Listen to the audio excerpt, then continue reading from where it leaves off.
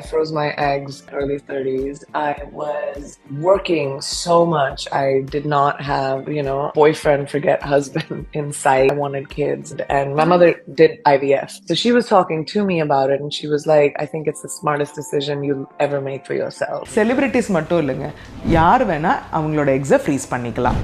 Egg ஃப்ரீஸிங்கிறது basically like an insurance and backup.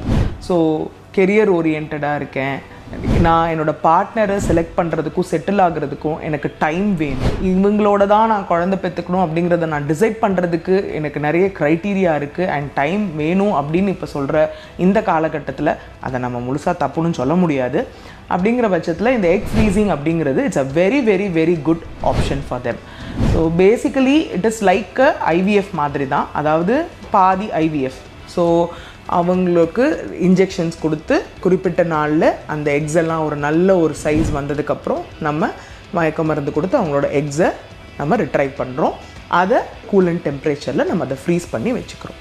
So இது மாதிரி நம்ம அந்த கேமெட்டை ப்ரிசர்வ் பண்ணுறதன் மூலமாக எப்போ அவங்களோட லைஃப்பில் அடுத்த கட்டத்துக்கு ரெடியாக இருக்காங்களோ with a stable partner with whom they want to have kids, அப்போது நம்ம அந்த எக்ஸை வந்து தாப் பண்ணி அந்த பார்ட்னரோட ஸ்பெர்ம் வச்சு இன்செமினேட் பண்ணி இக்ஸிங்கிற முறைப்படி நம்ம கருக்களை உருவாக்க முடியும். அந்த கருவை அவங்க கர்ப்பப்பையில் ட்ரான்ஸ்ஃபர் பண்ணுறது மூலமாக அவங்களுக்கு நம்ம ப்ரெக்னென்சி கொடுக்க முடியும்.